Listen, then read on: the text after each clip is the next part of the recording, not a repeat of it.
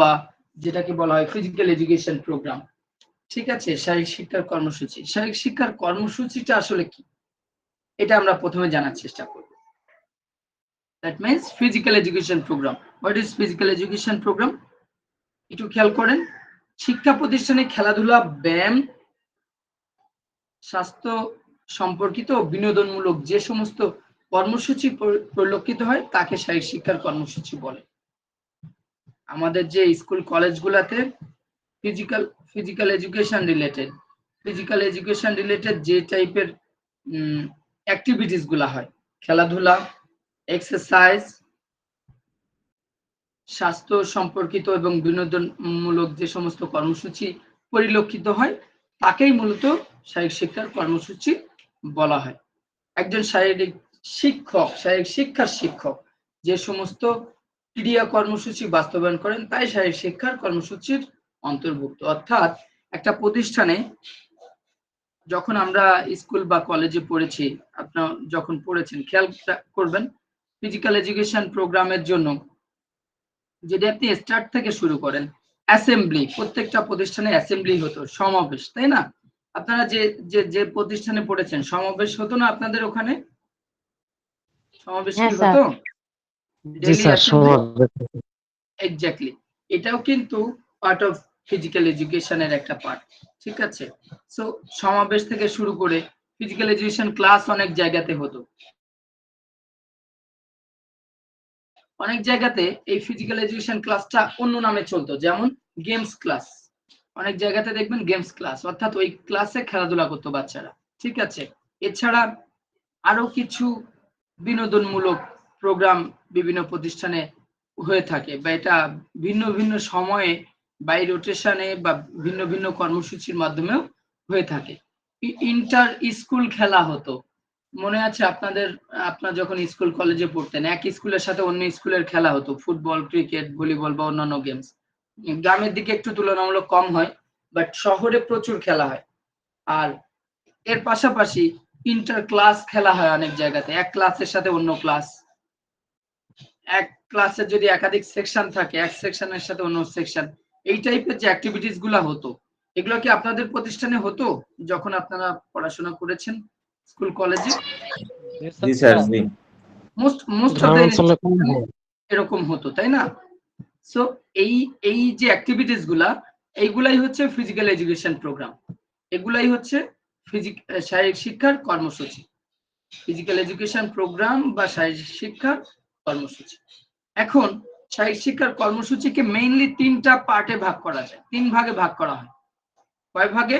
শারীরিক শিক্ষার কর্মসূচি যদি জিজ্ঞাসা করা হয় শারীরিক শিক্ষার কর্মসূচি কয় প্রকার,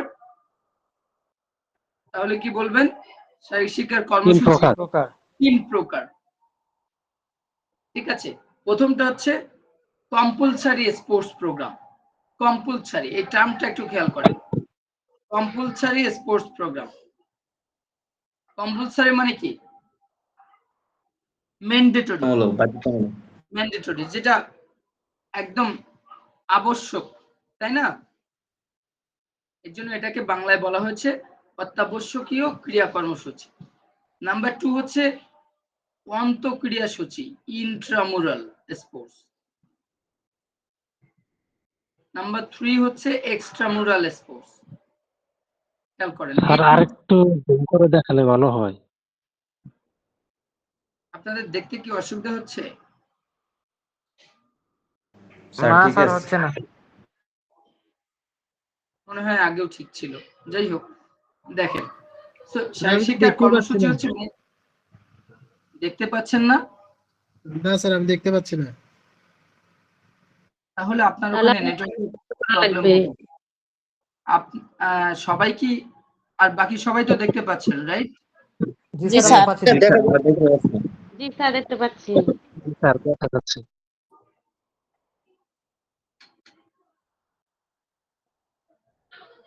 অনেক সময় দেখা যায় ইন্টারনেট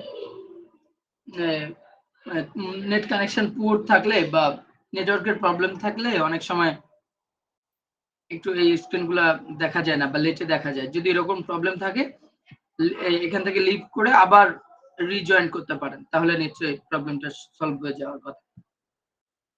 তো আমরা আলোচনা করছি শারীরিক শিক্ষার কর্মসূচি নিয়ে। শারীরিক শিক্ষার কর্মসূচি আমাদের কি সেটা আমরা নিশ্চয় বুঝতে পেরেছি, এবং এই কর্মসূচিটা 3টা ভাগে ভাগ করা যায়। একটা হচ্ছে অত্যাবশ্যকীয়, যেটা কম্পালসারি, অবশ্যই করতে হবে।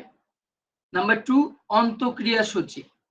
নাম্বার 3 আন্তঃক্রিয়াসূচি। এখন এই অন্তঃক্রিয়াসূচি আর আন্তঃক্রিয়াসূচি, অন্ত আর আন্তর মধ্যে পার্থক্য কি, এটা কি কেউ বলতে পারবেন?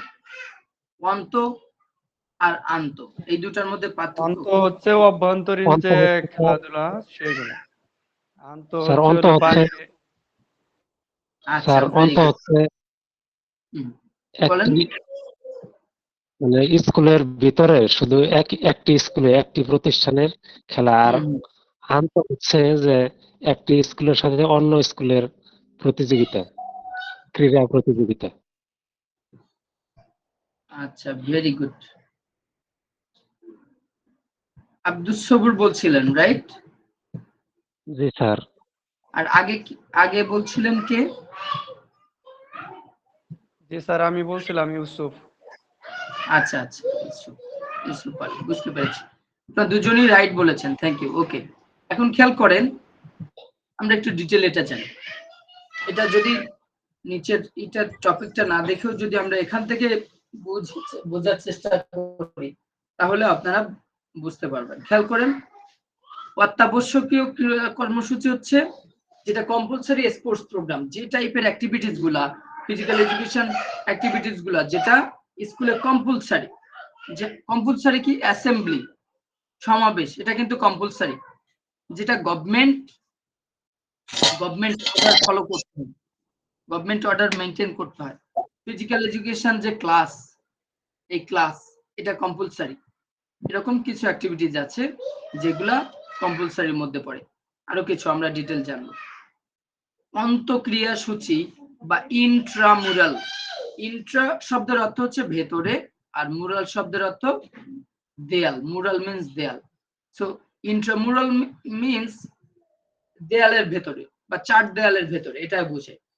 ইন্ট্রামুরাল স্পোর্টস বলতে চার দেয়ালের ভেতরে, অর্থাৎ আপনি যদি আপনার স্কুলটাকে একটা এরিয়ার মধ্যে নিয়ে পড়েন, আপনার স্কুলটাকে একটা এরিয়া হিসাবে কাউন্ট করেন, ওই এরিয়ার মধ্যে যে সমস্ত ক্রিয়াসূচি হয়, কাদের মধ্যে হয়?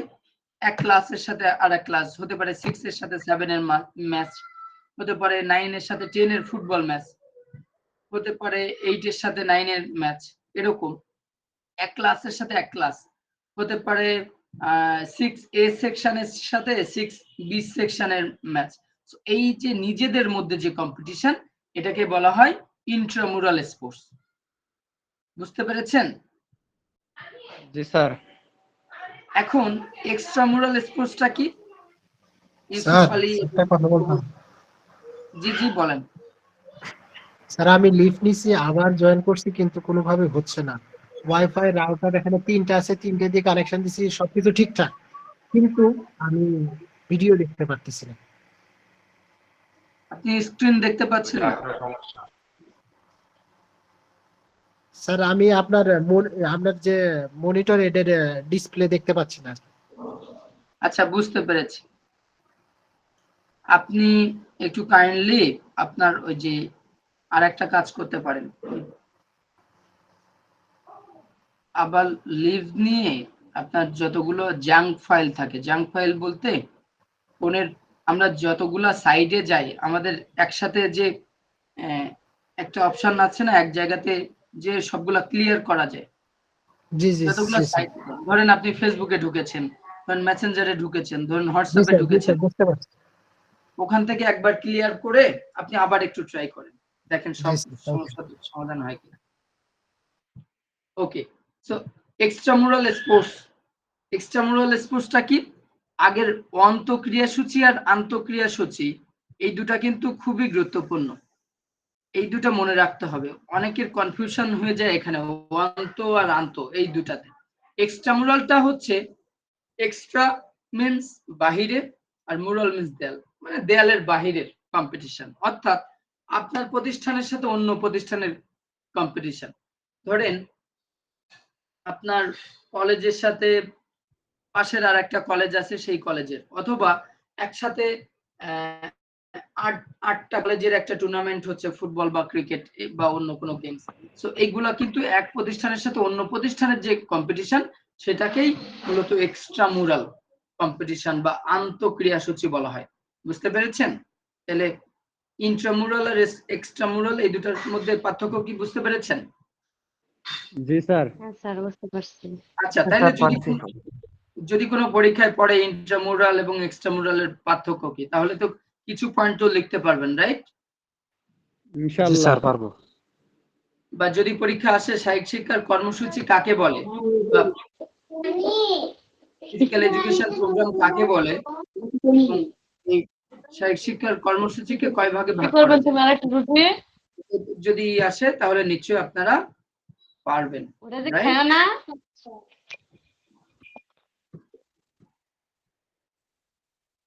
রাফি ইসলাম সুলতান মাহমুদ, আপনারা একটু মিউট করে রাখেন। ওকে, এখন আমরা এটার একটু ডিটেইল যাই দেখি। একটি শিক্ষা প্রতিষ্ঠানে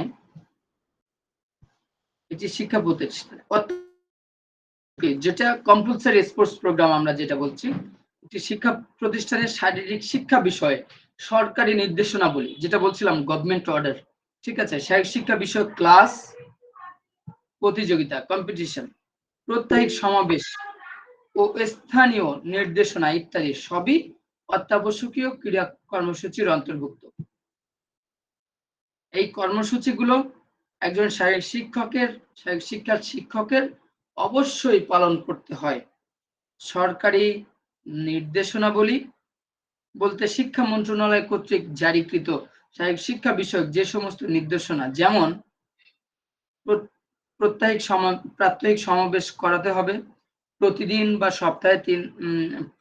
বা সপ্তাহে যে কোনো 3টি ক্লাস নিতে হবে, হতে পারে সপ্তাহে, প্রতিষ্ঠান ভ্যারি করে। আন্তঃ স্কুল ক্রীড়া প্রতিযোগিতায় অংশগ্রহণ করতে হবে, জাতীয় দিবসগুলোতে খেলাধুলা করাতে হবে ইত্যাদিকে বোঝায়। এটা হচ্ছে গভর্নমেন্ট অর্ডার। স্থানীয় নির্দেশনা বলতে শিক্ষা প্রতিষ্ঠানের নিজস্ব নিয়ম কানুন সমূহকে বুঝিয়ে থাকে, যেমন স্কুল ক্যাম্পাস পরিষ্কার পরিচ্ছন্ন করা, বার্ষিক ক্রীড়ায় অংশগ্রহণ করা। স্থানীয় বলতে অ্যাকচুয়ালি বুঝাচ্ছে যে ইন্টারনাল যে রুলস রেগুলেশন আছে ওই প্রতিষ্ঠান। অনেক প্রতিষ্ঠানে দেখবেন স্কুল অনেক ওই প্রতিষ্ঠানটা পরিচ্ছন্ন রাখে, ইভেন বিভিন্ন সোশ্যাল ওয়েলফেয়ার রিলেটেড কিছু অ্যাক্টিভিটিস করে, যেমন যে বিএনসিসি বা স্কাউট যারা এই টাইপের করে বা অন্যান্য কাজ করে মানুষের সেবার জন্য, ফিজিক্যাল এডুকেশন টিচারের নেতৃত্ব হতে পারে ডিসিপ্লিন রিলেটেড কোনো অ্যাক্টিভিটিস করা, ঠিক আছে। এইগুলা কিন্তু ইভেন বার্ষিক ক্রীড়ায় অংশগ্রহণ করা, সাংস্কৃতিক অনুষ্ঠানে যোগদান করা, দৈহিক উন্নতির পরিমাপের পরীক্ষা নেওয়া, অর্থাৎ ফিজিক্যাল ডেভেলপমেন্টের জন্য বিভিন্ন টেস্ট নেওয়া, টিফিন প্রোগ্রাম পরিচালিত করা।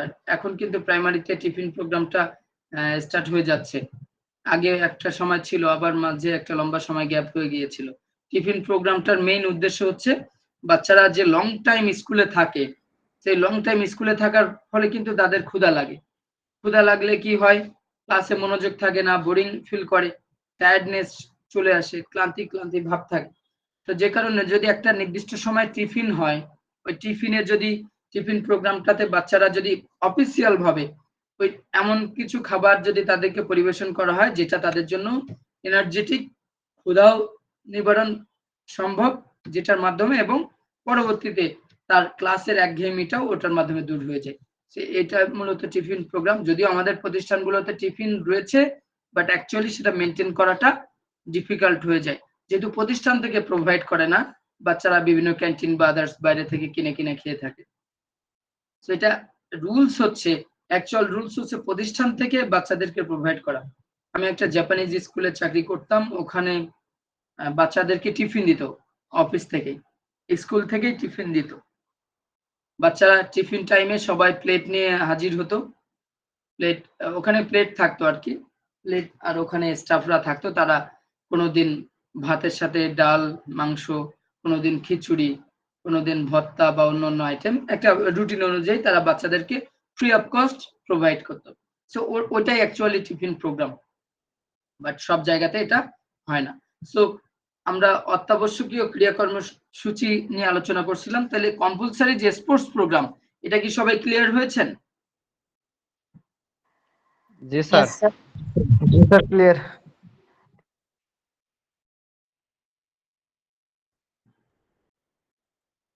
ওকে, এখন আসেন অন্তঃক্রিয়াসূচি, ইন্ট্রামুরাল স্পোর্টস, যেটা আগে বলেছিলাম। দেখেন আরো সহজ হয়ে যাবে আপনাদের জন্য।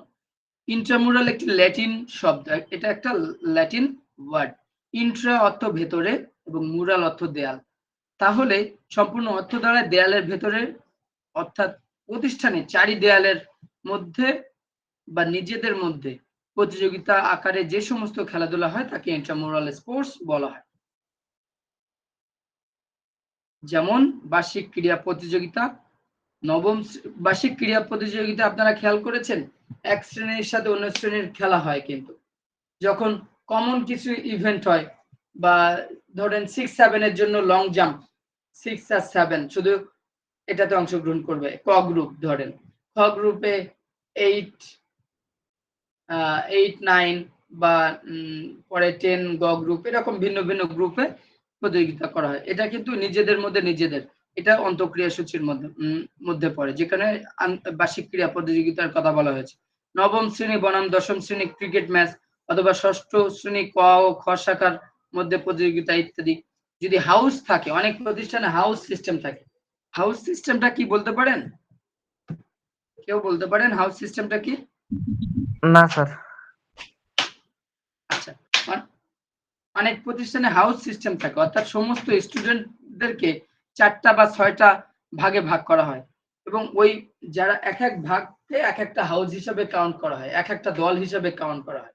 ধরেন অনেক প্রতিষ্ঠানে আছে বীরশ্রেষ্ঠদের নামে হাউস রয়েছে, অনেক প্রতিষ্ঠানে অন্য অন্য বিভিন্ন ফুল বা নদী বা অন্যান্য নামে আছে। কিছু কিছু প্রতিষ্ঠানে দেখেছি তুরাগ একটা হাউজের নাম, ধরেন শীতলক্ষা একটা হাউজের নাম, পদ্মা একটা হাউজের নাম, মেঘনা একটা হাউজের নাম, এরকম 4টা হাউজ।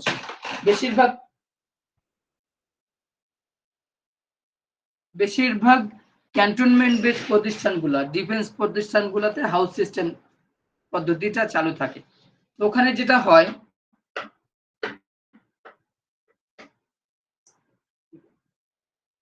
যেটা হয়, যে এই হাউস সিস্টেমের কম্পিটিশন হয়। ধরেন অ্যানুয়াল যে স্পোর্টস, এখানে এক হাউজের সাথে অন্য হাউজের কম্পিটিশন হয়। যেমনটা এক দেশের সাথে অন্য দেশের কম্পিটিশন হয়, ওই প্রতিষ্ঠানগুলোতে এক হাউজের সাথে অন্য হাউজ কম্পিটিশন হয়। তো ওদের একটা নির্দিষ্ট সিস্টেম আছে, ট্রায়াল নিয়ে প্রত্যেক হাউস থেকে কোয়ালিফাইড প্লেয়ার বাছাই করে, তারা প্লেয়ার বাছাই করে ফাইনালি তারা লড়ে, এক দলের সাথে অন্য দল কম্পিট করে।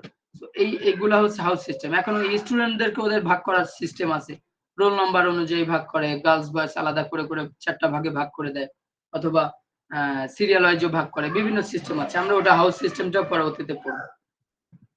তো এর জন্য বলা হয়েছে হাউস এক হাউজের সাথে অন্য হাউজের প্রতিযোগিতা, এটা হচ্ছে ইন্ট্রামুরাল আওতায় পড়ে। এছাড়া বিভিন্ন প্রতিষ্ঠানে ছাত্র শিক্ষক বা বিভিন্ন বিভাগের মধ্যে প্রথম বর্ষ বনাম দ্বিতীয় বর্ষের মধ্যে যে সমস্ত প্রতিযোগিতা হয় সেগুলাই ইন্ট্রামুরাল স্পোর্টস। তাহলে এখন তো সম্পূর্ণ ক্লিয়ার, রাইট?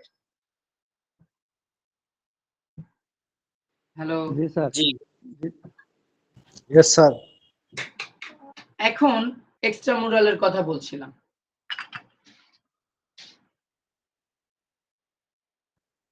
এক্সট্রামুরালটা একটু দেখেন। এক্সট্রা সেম ওয়েতে, এক্সট্রা শব্দের অর্থ দেয়াল, এক্সট্রা শব্দের অর্থ বাইরে, মুরাল শব্দের অর্থ দেয়াল, অর্থাৎ দেয়ালের বাইরে যে সমস্ত খেলাধুলা হয় তাকে আন্তঃক্রিয়াসূচি বলা হয়।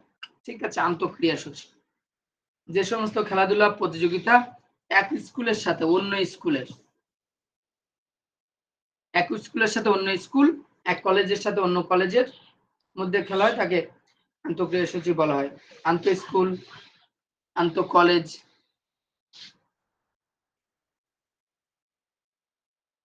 আন্তঃ স্কুল, আন্তঃ কলেজ, আন্তঃ বিশ্ববিদ্যালয়, আন্তঃ ক্লাব ইত্যাদি প্রতিযোগিতা বোঝায়।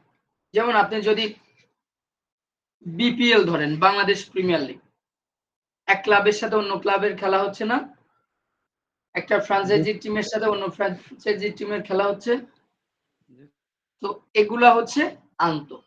একটা ডিভিশনের সাথে আর একটা ডিভিশনের খেলা হচ্ছে, এগুলো আন্ত।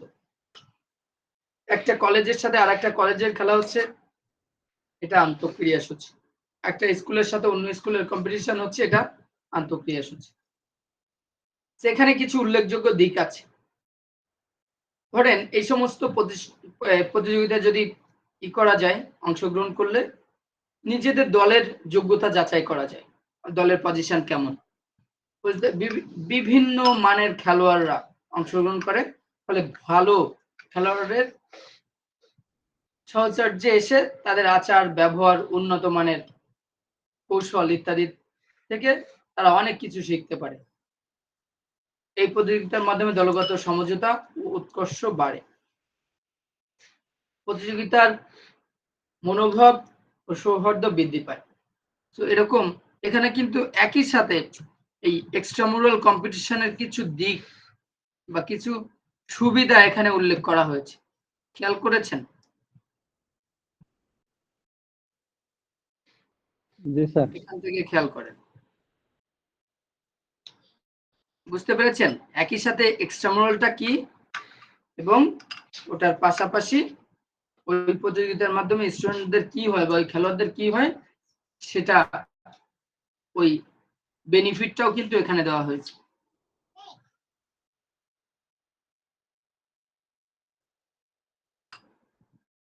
সবাই কি বুঝতে পেরেছেন? Yes sir. Okay, very good. এখন খেয়াল করেন, নিচে লেখাটা দেখতে পাচ্ছেন, শিক্ষা প্রতিষ্ঠানে বার্ষিক ক্রীড়া প্রতিযোগিতা পরিচালনা পদ্ধতি। আপনারা বিভিন্ন শিক্ষা প্রতিষ্ঠানে পড়ে আসছেন, আপনারা এখন যার যার প্রতিষ্ঠানের একটু এক্সপিরিয়েন্স শেয়ার করবেন যে বার্ষিক ক্রীড়া প্রতিযোগিতাটা কিভাবে হতো। বুঝতে পেরেছেন? প্রথমে কে শেয়ার করতে চান? একজন আনমিউট করে শেয়ার করতে পারেন।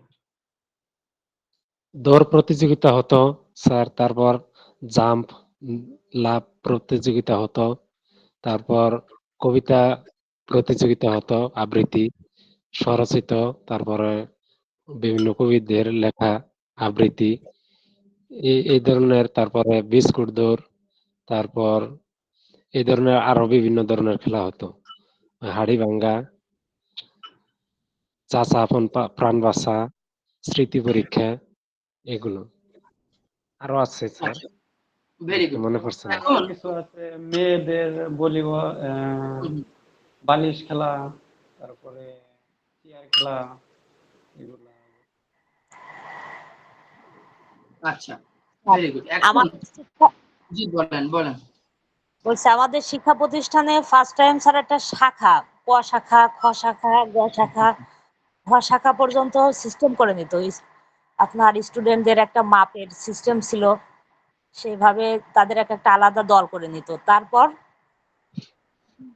সেই দল থেকে আপনার যেসব দৌড়, তারপর আপনার যেসব মানে খেলার যে আইটেম গুলো ছিল, অনেক আইটেম, সেইখান থেকে ভাগ ভাগ করে আর কি আপনার খেলাটা শুরু করা হতো।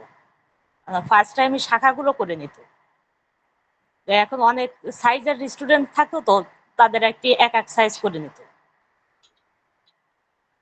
এটা ছিল স্যার। আচ্ছা, এখন আমার জানার বিষয় হচ্ছে, আমি যেটা মেনলি জিজ্ঞাসা করেছি, আমরা জানি যে বিভিন্ন টাইপের স্পোর্টস হতো, বিভিন্ন আইটেমের স্পোর্টস হতো। টিচাররা অ্যাকচুয়ালি কি কাজ করতেন ওই কম্পিটিশনটা অ্যারেঞ্জ করার জন্য? কোন টাইপের কাজ করতেন? এটা যদি কেউ কাছে থেকে দেখে থাকেন বা ধারণা করে থাকেন যে এরকম এরকম স্যাররা প্রথমে এটা করতো, তারপরে এরকম করতো, এরকম করতো, মানে আমি পুরো ডিসকাশনে যাওয়ার আগে একটু আপনাদের এক্সপেরিয়েন্সটা শেয়ার করার জন্য বলছি। টিচাররা কি কাজ করতো? ধরুন একটা স্পোর্টস কম্পিটিশন, যেমন দৌড়ের জন্য একটা, বলেন। দৌড়ের জন্য আগে একটা গোল বৃত্ত আকারে রশি টানায় নিত, খুঁটি গেড়ে গেড়ে, এটা একটা ইয়া ছিল। আবার যেমন উচ্চ লাভের জন্য দু সাইডে একটা দুটো খুঁটি ই করে গাইরা নিত আর কি। তারপরে মাঝখানে রশি টাঙ্গায় নিত, পর্যায়ক্রমে আস্তে আস্তে উপরের দিকে উঠাইতো, উচ্চ লাভ। আর কেউ এভাবে এটার সাথে অ্যাড করতে চান? জি স্যার, আমি চাই জি স্যার। স্যার। জি বলেন। জি স্যার, আসলে আমি যতগুলা বার্ষিক ক্রীড়া প্রতিযোগিতা দেখছি, একেবারে প্রাথমিক থেকে ইউনিভার্সিটি পর্যন্ত, তো আমার মাধ্যমিকটা সবচেয়ে বেশি ভালো লাগছে। মাধ্যমিকটা ছিল যে স্যার, আমার স্কুলের এই শারীরিক শিক্ষার যে শিক্ষক থাকতেন, উনি আসলে আমাদের প্রথম সমাবেশ করাতেন। এই মাঠের যে অ্যাসেম্বলি যে বলতো, আমরা প্রতিদিন যে অ্যাসেম্বলি হইতো, ওই অ্যাসেম্বলির বিষয়টা আসলে সুন্দর করে করতেন। স্কুল সুন্দর করে সাজানো থাকতে, অ্যাসেম্বলির পর হচ্ছে মাঠের কার্যক্রম, যে অনুষ্ঠান, এই ক্রিয়া অনুষ্ঠানের বিষয়গুলো ছেলে এবং মেয়ে আলাদা থাকতো। ছেলেদের এক পাশে থাকতো, মেয়েদের এক পাশে থাকতো, স্যাররা আলাদাভাবে দায়িত্ব নিয়ে এই কাজটা করতো। তো এবং সবচেয়ে বেশি লিড দিত আমার শারীরিক শিক্ষার যে শিক্ষক থাকতেন, উনি প্রত্যেকটা কাজে ম্যাক্সিমাম 80% কাজে উনি আসলে লিড দিত, যে আসলে কি কাজটা কিভাবে করবে, শিক্ষার্থীরা কোন কাজে কি অংশগ্রহণ করবে, এই বিষয়গুলো। এবং প্রত্যেকটা ইভেন্টের জন্য আলাদা আলাদা জায়গা ছিল, যে দৌড়ের জন্য মাঝখানে থাকতো, তারপর হচ্ছে লাফ বা হচ্ছে অন্যান্য জাম্প, বর্ষা নিক্ষেপ, এগুলো আলাদা আলাদা ভাবে হচ্ছে এক এক জায়গায় ছিল, ছেলে মেয়েতে আলাদা আলাদা ছিল। আর সকালে ছিল হচ্ছে আমার মাঠের কাজ, এবং বিকালে থাকতো সাংস্কৃতিক অনুষ্ঠান। এইভাবে আসলে আমার বার্ষিক ক্রীড়া যতগুলো অনুষ্ঠান আছে আমি এভাবে দেখছি স্যার।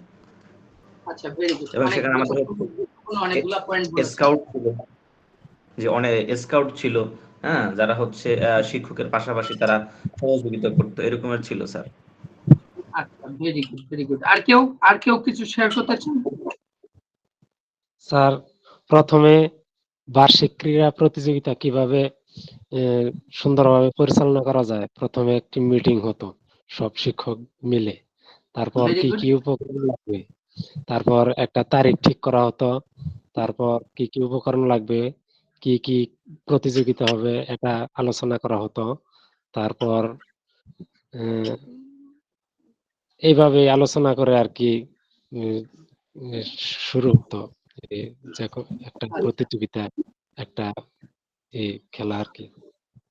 কত রকম খেলা হবে, কি কি প্রাইজ দেওয়া হবে, কি কি অনুষ্ঠান হবে আর কি এগুলো। ভেরি গুড, রবিউল বাবু, খুবই সুন্দর বলেছেন।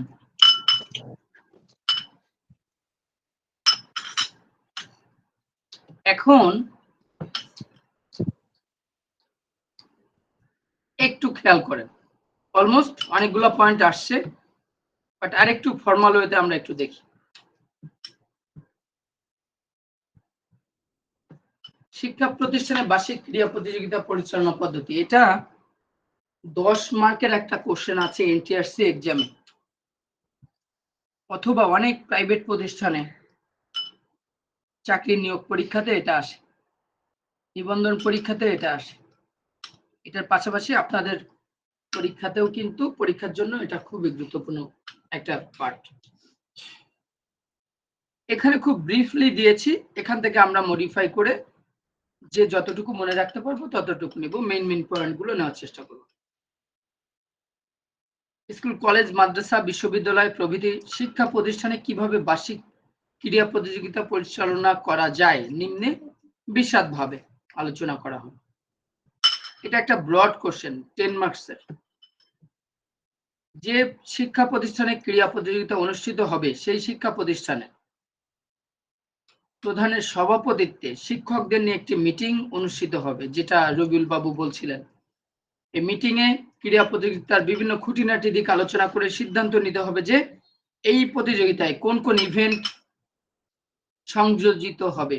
তারপর ক্রীড়া প্রতিযোগিতার আনুমানিক সম্ভাব্য খরচের একটি খসড়া বাজেট এই মিটিং এ অনুমোদন করে নিতে হবে। ক্রীড়া প্রতিযোগিতা সুষ্ঠুভাবে পরিচালনার জন্য একটি নির্বাহী কমিটি গঠন করতে হবে।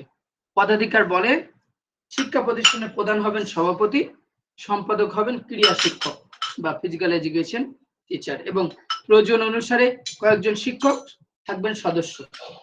বুঝতে পেরেছেন? তাহলে প্রথমে কি করতে হবে, আপনি একটা কম্পিটিশন করতে চান, কম্পিটিশনটা করতে চাইলে আপনাকে তো নোটিশ দিতে হবে, অ্যানাউন্স করতে হবে, মিটিং করতে হবে, কি কি লাগবে সবকিছু ডিটেইল আলোচনা করতে হবে, কেমন খরচ হবে, কি কি প্রাইস কিনবেন না সবকিছু ওখানে মিটিং এ আলোচনা করতে হবে। খেয়াল করেন এখানে তিনটা মেইনলি কাজ আছে, তিন ধরনের।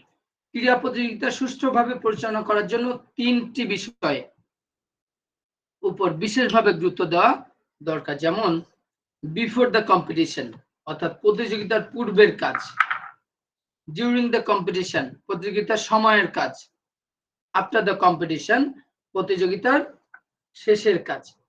যতগুলা কাজ আছে স্টার্টিং থেকে ফিনিশিং পর্যন্ত, শেষ পর্যন্ত, একটা কম্পিটিশন আয়োজনের শুরু থেকে শেষ পর্যন্ত যতগুলা কাজ আছে সব কাজটাকে তিনটা ভাগে ভাগ করতে হবে। নাম্বার 1 বিফোর দ্য কম্পিটিশন প্রতিযোগিতার পূর্বের, ডিউরিং দ্য কম্পিটিশন প্রতিযোগিতার সময়ের, আফটার দ্য কম্পিটিশন প্রতিযোগিতার শেষে। এখন বলেন যতগুলা কাজ হয় এই তিনটার মধ্যে, এই তিনটার বাইরে কি আর কোনো কাজ আছে? না স্যার। আপনি as a physical education teacher আপনি একটা অ্যানুয়াল স্পোর্টস কম্পিটিশন অ্যারেঞ্জ করবেন। আপনি আরিফ হোসেন হ্যান্ড রেজ করে রেখেছেন, কিছু বলতে চান কি? না স্যার, এমনি দুঃখিত। ওকে, ঠিক আছে। সো দেখেন একটা কম্পিটিশন আয়োজন করলে বিফোর দ্য কম্পিটিশন অনেকগুলা কাজ থাকে, প্রতিযোগিতার সময়েও অনেক কাজ থাকে, আমরা ডিটেল জানবো আস্তে আস্তে। একটু খেয়াল করেন প্রতিযোগিতার পূর্বের কাজ কি? ক্রীড়া প্রতিযোগিতা অনুষ্ঠিত হবার পূর্বে যে সব কাজ করা হয় তাকে প্রতিযোগিতার পূর্বের কাজ বলা হয়। ক্রীড়া প্রতিযোগিতার পূর্বে প্রথম কাজ হলো কমিটি গঠন। আপনি চাইলে স্কিপ করতে পারেন, বাট কাউকে না কাউকে তো কোনো না কোনো দায়িত্ব দিতে হবে, রাইট? টিচারদেরকেও দায়িত্ব নিতে হবে, প্রয়োজনে স্টুডেন্টদের বিভিন্ন ভলেন্টিয়ারিং টিমের দায়িত্ব দেওয়া যেতে পারে। বাট টিচার স্টাফ বিভিন্ন কমিটি, যখন আপনি কমিটি বানিয়ে দিবেন তখন কিন্তু সেই কাজের জবাবদিহিতা থাকবে।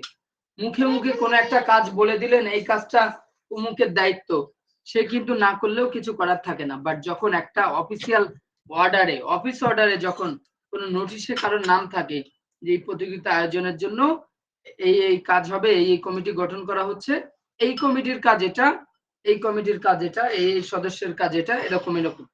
তো কমিটি গঠন, যেমন দেখেন এক্সাম্পল হিসেবে দেখেন মাঠ প্রস্তুত কমিটি, অর্থাৎ কারা মাঠটাকে প্রিপেয়ার করবে, মাঠের কোথায় কি লাগবে, কিভাবে কি।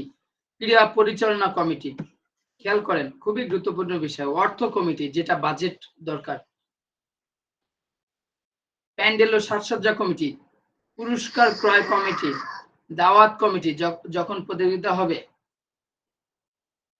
যখন প্রতিযোগিতা হবে তখন যেটা করতে হবে, আপনি গেস্ট যদি ইনভাইট করতে চান তাহলে নিশ্চয়ই আপনাকে তাদেরকে ইনভাইটেশন কার্ড দিতে হবে বা অন্য কোনো মাধ্যমে লেটার দিতে হবে। তো এটা হচ্ছে দাওয়াতের জন্য একটা কমিটি। একজন তার সব কাজ করতে পারবে না, তাই না? একজনকেই যদি ফিজিক্যাল এডুকেশন টিচার এবং হেডমাস্টার দুইজন মিলে যদি মাঠ প্রস্তুত করে, ক্রিয়া পরিচালনা করে, বাজেট নিয়ন্ত্রণ করে, সাজসজ্জা করে, সবকিছু কি একজন দুইজনের সম্ভব? এই জন্য যতগুলো টিচার আছে সবাইকে ভিন্ন ভিন্ন কমিটিতে এঙ্গেজ করে দেওয়া, যারা যেদিকে এক্সপার্ট। পুরস্কার ক্রয় কমিটি, দাওয়াত কমিটি, আপ্যায়ন কমিটি, যখন গেস্টরা আসবে তখন তাদেরকে কারা আপ্যায়ন করবে? সবাই তো সব জায়গাতে ব্যস্ত থাকবে যার যার কাজে। সো আপ্যায়ন কমিটি, সুভেনিয়র কমিটি, তাদেরকে কোনো গিফট, যদি প্রতিষ্ঠানের ম্যাগাজিন বা প্রতিষ্ঠানের কোনো ক্যালেন্ডার বা অন্য কোনো কিছু তাদেরকে যদি কোনো উপহার দেন সেই ক্ষেত্রে। লিয়াজো কমিটি, বাসস্থান কমিটি। লিয়াজোটা হচ্ছে লিয়াজো মেনটেন করা। ধরেন একটা কিছু মানুষ থাকে যারা ওভারঅল এটা সব জায়গায় ঠিকঠাক হচ্ছে কিনা, সবকিছু ঠিক মতো মেনটেন করা হচ্ছে কিনা, সবার সাথে কানেক্টেড থাকে। এটা ভিন্ন ভিন্ন অ্যাঙ্গেলে ইউজ করা যায়, ভিন্ন ভিন্ন অ্যাঙ্গেলে ইউজ করা যায় লিয়াজো কমিটি। যেমন ধরেন প্রতিযোগিতা হচ্ছে, সাথে সাথে আপনি পয়েন্ট গুলা, কোন প্লেয়ার কত পয়েন্ট পাচ্ছে, কোন টিম কত পয়েন্ট পাচ্ছে, সেটা কালেক্ট করে আর একটা জায়গাতে অ্যানাউন্সমেন্ট বুথে দিচ্ছেন। আবার ওখান থেকে রেজাল্টের বোর্ড থাকে, বার্ষিক ক্রীড়া প্রতিযোগিতার সময় রেজাল্ট বোর্ড থাকে, ওই বোর্ডে রেজাল্ট করে দিচ্ছেন। সো এই একটার সাথে আরেকটা কমিউনিকেট করা, লিয়াজো কমিটি এই টাইপের। চিকিৎসা কমিটি, ফার্স্ট এইড, শৃঙ্খলা ডিসিপ্লিনের কমিটি, ট্রান্সপোর্টের কমিটি, অভ্যর্থনা ওয়েলকাম জানাবে কারা সেই টাইপের, নিরাপত্তা কমিটি। সেখানে অনেকগুলো অলমোস্ট 15টা দেওয়া আছে। এতগুলা যেটা যেটা মনে করবেন যে এটা দরকার নাই, যেটা মনে থাকবে না সেটা দেওয়ার দরকার নাই, বাট চেষ্টা করবেন যেগুলো খুবই গুরুত্বপূর্ণ সেগুলো যেন মিস না হয়। বুঝতে পেরেছেন? যখন কমিটি করে স্পেসিফিক নাম বসিয়ে দিবেন যে এই শৃঙ্খলা কমিটিতে একজন টিচার হেড, তার আন্ডারে কিছু স্কাউটস থাকবে, কিছু বিএনসিসি থাকবে, বা রেড ক্রিসেন্টের কিছু থাকবে, অথবা স্টাফ থাকবে যারা নিরাপত্তার কাজে কাজ করে, গার্ড বা অন্যরা। তাহলে যেটা হবে ওই টিচার তাদেরকে নিয়ে আবার মিটিং করবে কিভাবে সর্বোচ্চ নিরাপত্তা নিয়ন্ত্রণ করা যায়, সর্বোচ্চ নিরাপত্তা দেওয়া যায়। তো এরকম ভাবে বিভিন্ন কমিটি করা যায়। এইগুলা কিন্তু সবকিছু বিফোর দ্য কম্পিটিশন। প্রয়োজনে এটা আরো বাড়ানো যেতে পারে। ঠিক আছে, দেখেন আরো আছে। স্যার প্রথমে যখন মিটিং হবে আমাদের এই প্রতিযোগিতার অনুষ্ঠানের, তখন মিটিং এই তো আমরা আলাপ করে নিব যে ঠিক কতগুলো কমিটি দিলে ভালো হয়, এটা আমরা আলাপ করে নিব না? জি জি নিশ্চয়ই, সবটার দরকার নাই, কিছু কিছু এখান থেকে নরমালি এতগুলা ইউজ করা হয় না, তবে কিছু কিছু ব্যবহার করা হয়। সো এখানে এটা শুধু একটা কমিটি, কমিটির পয়েন্টে 15টা কমিটি আসছে, আরো অনেকগুলা পয়েন্ট আছে বিফোর দ্য কম্পিটিশন। খেয়াল করেন, খতে বলা হয়েছে খেলার স্থান ও তারিখ ঠিক করা, কবে খেলা হবে, কোন মাঠে খেলা হবে নির্ধারণ করা, প্রবেশ ফি নিতে হবে। শুধু প্রবেশ ফি বলতে বোঝা যায় ওই এন্ট্রি ফি। বিভিন্ন প্রতিষ্ঠান যখন inter college, inter school, inter university খেলা হয়, অফিসিয়াল ভাবে কিন্তু প্রবেশ ফি নেয়, বোর্ডের মাধ্যমেও নেয়, অনেক সময় থানা শিক্ষা অফিসারের মাধ্যমেও নেয়। শুধু আন্তঃ স্কুল ক্রীড়া প্রতিযোগিতার ক্ষেত্রে এটা বলা হচ্ছে, মানে যেটা ইন্টার স্কুল যে কম্পিটিশন সেটাই। আচ্ছা, প্রতিযোগিতার পরিচালক ঠিক করতে হবে, অর্থাৎ রেফারি কাদেরকে চালাবেন বা জাজ কাদেরকে বানাবেন, স্কোর ও রেজাল্ট শিট প্রস্তুত করা, ট্র্যাক তৈরি করা, যখন দৌড় প্রতিযোগিতা হয় অ্যাথলেটিক্স ট্র্যাকের মধ্যে দৌড় হয়, প্রধান অতিথি নির্বাচন করা। ঠিক আছে, আপনাদেরকে দেখিয়েছিলাম অ্যাথলেটিক্স এর সময় ট্র্যাক, খেয়াল করেছেন? মনে আছে? জি স্যার। যে স্যার ক্লাসটাতে ছিল অ্যাথলেটিক্স, দৌড় প্রতিযোগিতা তো স্যার একটা গোল বৃত্তের মতো একটা মানে একটা তৈরি করে ওইটাতে সাধারণত আমরা দৌড় প্রতিযোগিতার জন্য ওইটা আমরা করি। ওটাই মূলত, ওটাকে ট্র্যাক বলে, ওটাই মূলত ট্র্যাক। এক একজন এক এক প্রতিষ্ঠান এক এক ভাবে করে, যারা যেভাবে জানে তারা নিজেদের সুবিধার্থে নিজেদের জায়গা অনুযায়ী সেইভাবে করে। প্রধান অতিথি নির্বাচন করা, প্রতিটি ইভেন্টের জন্য সরঞ্জাম ক্রয় করা। ধরেন আপনার একটা প্রতিযোগিতা আছে লং জাম্প, এখন আপনি লং জাম্পের জন্য একটা নির্দিষ্ট জায়গায় মাটি খুঁড়ে ওখানে বালু দিতে হয়, বা অনেক জায়গাতে বালু থাকে না, মাটির উপরে জাম্প করে, কিন্তু খুঁড়ে রাখতে হয়, কোদাল বা ওই টাইপের দিয়ে খুঁড়ে রাখতে হয়। তা আপনার যদি এটা প্রস্তুত না থাকে তাহলে কিন্তু এই ইভেন্টটা করা সম্ভব না। আপনার রানিং হচ্ছে, ইন্ডিং রিবন যদি না থাকে, ফিনিশিং এ যদি ফিতা না থাকে, আপনার চক পাউডার বা চুনা এই টাইপের যদি না থাকে, তাহলে কিন্তু এইগুলা ইভেন্ট করা ডিফিকাল্ট হয়ে যায়। সরঞ্জাম খুবই গুরুত্বপূর্ণ। একজন ঘোষক অর্থাৎ অ্যাঙ্করিং যারা করে, যারা ঘোষণা মঞ্চ থেকে ঘোষণা করে, কমেন্ট্রি করে, এরকম একজন হোক বা একাধিক হোক নির্বাচন করতে হয়। মার্শাল নির্বাচন করা একজন, অর্থাৎ যিনি ওই যে মশালটা নিয়ে, মশাল দৌড় হয় অনেক জায়গাতে স্কিপ করে এটা। মশাল দেখবেন অলিম্পিক বা অন্যান্য গেমস, ইভেন স্কুল কলেজগুলোতেও মশাল নিয়ে দৌড়ানো হয় এখন। এইগুলা সব শুরুতেই। একজন ম্যানেজার নির্বাচন করতে হবে, একজন টেকনিক্যাল ম্যানেজার নির্বাচন করতে হবে, সবকিছু এত কিছু দরকার নাই। প্রধান সময় রক্ষক, আরম্ভকারী নির্বাচন করতে হবে, রিকলার ঠিক করতে হবে, ল্যাব স্কোরার কয়েকজন ঠিক করতে হবে, এটা অ্যাথলেটিক্স এর ক্ষেত্রে। ডাক্তার, মহিলা ডাক্তার নির্বাচন করতে হবে, সাংবাদিক নির্বাচন করতে হবে, মানে সাংবাদিক বলতে এখানে বোঝাচ্ছে কিছু থাকে না, ফটোগ্রাফি ক্লাবের বিভিন্ন প্রতিষ্ঠানের ফটোগ্রাফির কাজ করে, তারা বিভিন্ন ছবি টবি উঠায়, ওই ইন্টারেস্টিং মেমোরি গুলা ক্যাপচার করে, পরবর্তীতে ফেসবুক পেজ বলেন বা বিভিন্ন চ্যানেল বা মিডিয়াতে এগুলা প্রচার করা হয়, এই জন্যই বলা হচ্ছে সাংবাদিক। এই যে কাজগুলা দেখছেন এইগুলা সব প্রতিযোগিতার পূর্বের কাজ, আপনাদের যেগুলা দরকার সেগুলা মেনটেন করবেন। প্রতিযোগিতার সময়ের কিছু কাজ আছে, খেয়াল করি। সব ধরনের অফিসিয়াল থেকে শুরু করে প্রতিযোগিতার আনুষঙ্গিক প্রতিটি জিনিসপত্র ঠিক আছে কিনা তা খতিয়ে দেখা। আপনি যে একটা প্রতিযোগিতা শুরু করবেন, তো কি কি প্রতিযোগিতা হবে লিস্ট করবেন, ওর পাশাপাশি ওই প্রতিযোগিতার জন্য কি কি ইকুইপমেন্ট লাগবে লিস্ট করে ফেলবেন, সবকিছু কেনা হয়েছে কিনা চেক দিবেন, মাঠে নির্দিষ্ট জায়গায় সেগুলো আছে কিনা চেক দিবেন। একটা অনেক সময় দেখা যায় মাল্টিপল ইভেন্ট হয়, প্রতিযোগিতার পরে ওই যে ইকুইপমেন্ট গুলো আবার কে সরাবে মাঠ থেকে, এটার জন্য ভলেন্টিয়ার নিয়োগ করতে হয়। সেই সবগুলো কিন্তু প্রতিযোগিতা দেখেন, খেয়াল করেন সময়সূচি কর্মসূচি অনুযায়ী প্রতিযোগিতা আরম্ভ করা। প্রতিযোগিতা আরম্ভ হবে উদ্বোধনী অনুষ্ঠানের মাধ্যমে, যেমন উদ্বোধনী অনুষ্ঠানটা এক এক জায়গাতে এক এক রকম করে। প্রধান অতিথিকে অভ্যর্থনা জ্ঞাপন, ফুলের তোড়া অর্পণ, মঞ্চে আরোহণ, পতাকা উত্তোলন, মার্চ পাস্ট, তারপরে আনুষ্ঠানিকভাবে খেলার উদ্বোধন ঘোষণা।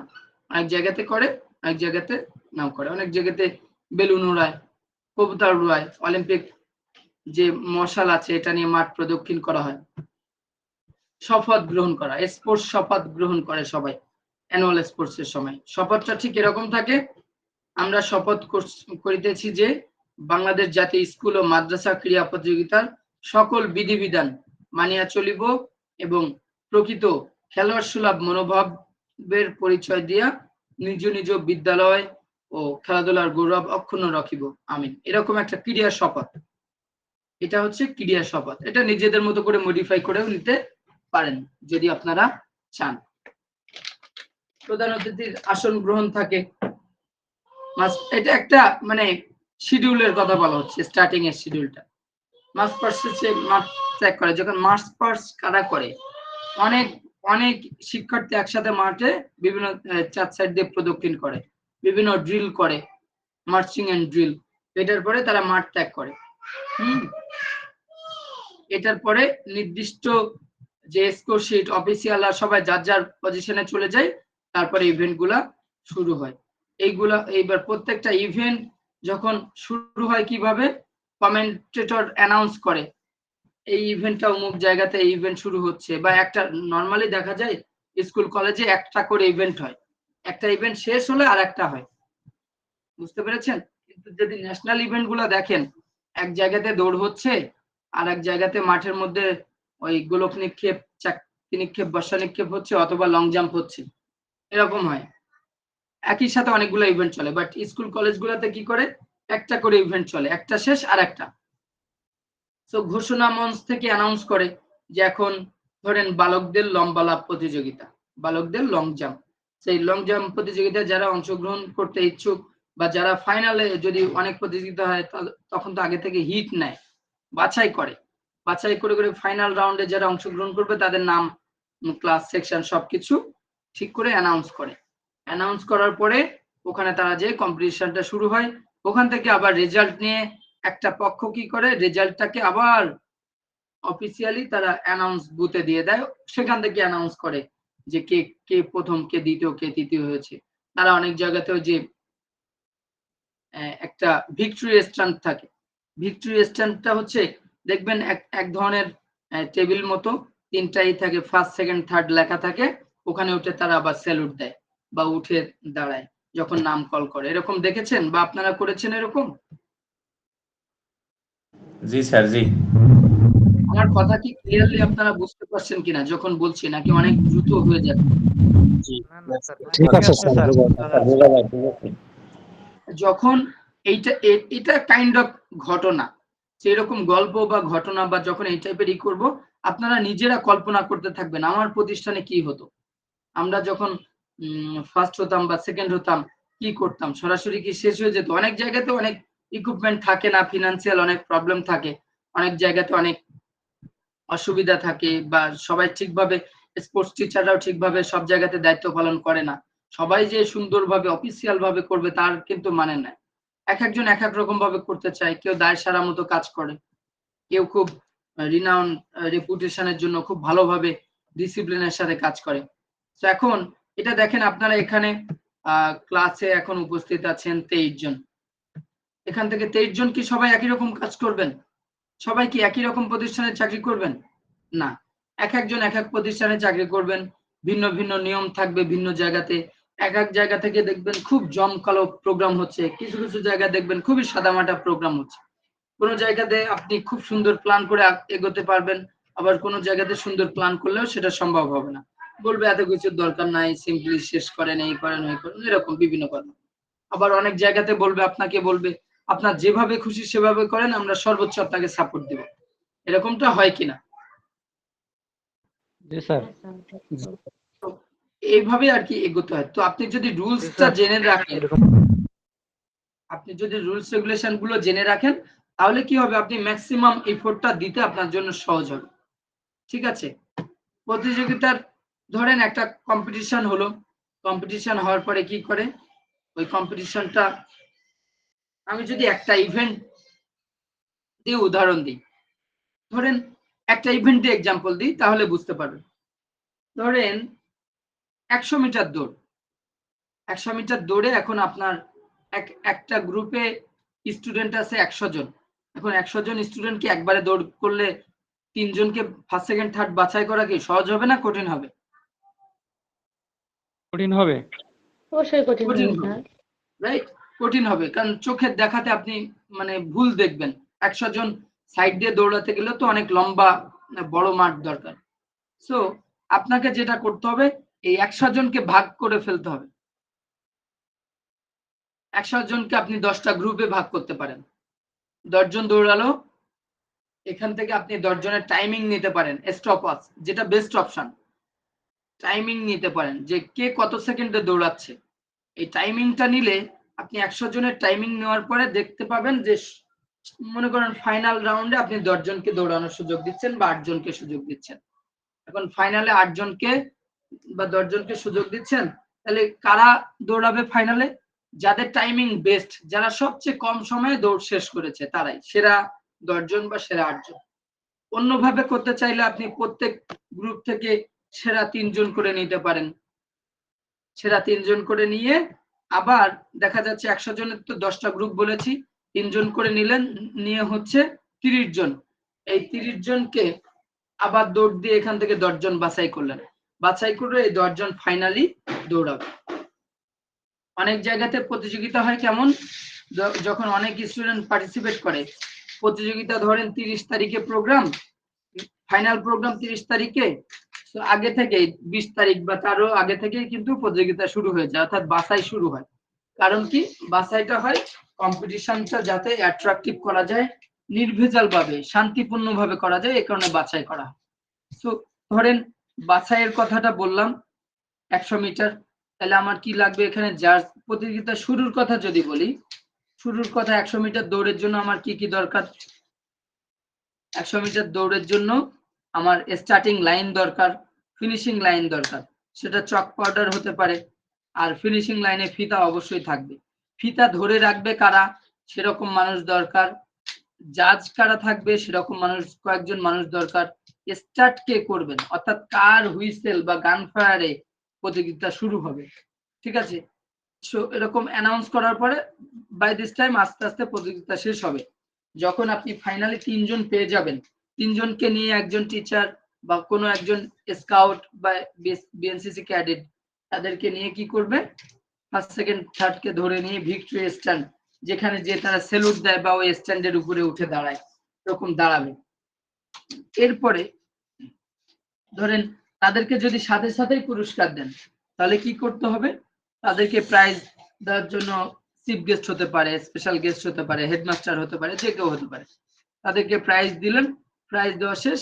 এখন আমি একটা ইভেন্ট দিয়ে উদাহরণ দিচ্ছি, খেয়াল করেন। প্রাইজ দেওয়া শেষ, তাহলে প্রাইজ শেষে আর কি কাজ আছে? প্রাইজ দেওয়ার শেষে আর কি কাজ আছে? প্রাইজ দেওয়ার শেষে আর কাজ হচ্ছে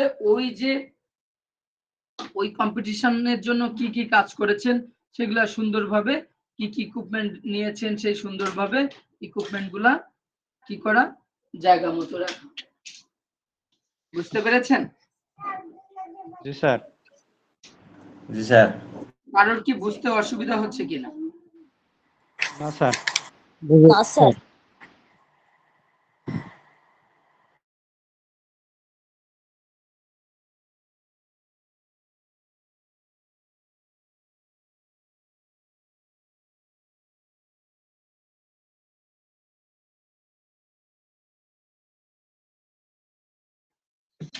তাহলে আমরা একটু, আমি যেটা বললাম একটু প্রতিযোগিতার শেষে একটু দেখি, আরো কিছু কাজ আছে। প্রতিযোগিতার শেষের কাজ, প্রতিযোগিতার শেষে শৃঙ্খলাপূর্ণ পরিবেশে পুরস্কার বিতরণ অনুষ্ঠান পরিচালনা করতে হবে। পুরস্কার বিতরণ শেষে প্রধান অতিথির ভাষণ, তারপর সভাপতি কর্তৃক ধন্যবাদ জ্ঞাপন, শেষে আপ্যায়নের ব্যবস্থা থাকলে অতিথি অফিসিয়াল সহ সকলের অংশগ্রহণ। প্রতিযোগিতা সুষ্ঠুভাবে পরিচালনার জন্য যেসব জিনিসপত্র আনা হয়েছিল তা ঠিক আছে কিনা দেখতে হবে। তারপর যার যার জিনিস তাকে ফেরত দিতে হবে। যার যার জিনিস বলতে আপনি যদি ডেকোরেশনের ব্যবস্থা করেন, ডেকোরেটর নিয়ে আসেন, তাদের জিনিস তারা তো নিয়ে যাবেই। ক্রীড়া প্রতিযোগিতা সুষ্ঠুভাবে পরিচালনার জন্য বিভিন্ন খাতে যেসব খরচ হয়েছে সেসব খরচের বিল পরিশোধ করে পরিশোধকৃত বিল অর্থ কমিটি কর্তৃক পাস করিয়ে ফাইলে লিপিবদ্ধ করে রাখতে হবে। যদি আপনি প্রতিযোগিতার জন্য বিভিন্ন ফাইল মেনটেন করেন, সেই সব ফাইলে আপনার ওইগুলা মেনটেন করতে হবে। তাহলে বার্ষিক ক্রীড়া প্রতিযোগিতা পরিচালনা পদ্ধতি কি বুঝতে পেরেছেন? জি স্যার। জি স্যার। স্যার। হ্যাঁ স্যার, বুঝতে পারছি। এখন আজকের যে দুটো টপিক, আমরা টপিক এখান থেকেই কোশ্চেন আছে আপনাদের, এখান থেকে অবশ্যই ইনশাল্লাহ কোশ্চেন থাকবে আমার যা আমার ধারণা থেকে। সো এখান থেকে কারোর কোনো কিছু জানার আছে কিনা আজকের টপিক থেকে? কেউ কোনো কিছু জিজ্ঞাসা করতে চান? আজকের যে টপিক নিয়ে আমরা আলোচনা করেছি, শারীরিক শিক্ষার কর্মসূচি এবং অ্যানুয়াল স্পোর্টস প্রোগ্রাম অ্যারেঞ্জমেন্টের যে বিষয়টা। জি স্যার এইভাবে আমাদের প্র্যাকটিক্যাল ক্লাস হবে না? জি, প্র্যাকটিক্যাল ক্লাস হওয়ার কথা, প্র্যাকটিক্যাল ক্লাস হওয়ার কথা। এটা সুবিধা মতো সময়ে প্র্যাকটিক্যাল ক্লাস কন্ডাক্ট করা হবে। স্যার আলহামদুলিল্লাহ আজকে আলোচনা সবই ভালোই বুঝতে পারছি। তো স্যার আমি চাইছি যে আজকে যে ক্লাসটা হচ্ছে এই ক্লাসের পিডিএফটা কি আপনি এখন দিয়ে রাখতে পারেন স্যার? আচ্ছা, এই ক্লাসের পিডিএফ আরো অনেক আগে দেওয়া। ও আচ্ছা আচ্ছা, ঠিক আছে স্যার, ধন্যবাদ। এই ক্লাসের পিডিএফ যেটা পেয়েছেন ওই পিডিএফ এর এটা পাবেন আপনারা। আচ্ছা ঠিক আছে স্যার। বুঝতে পেরেছেন?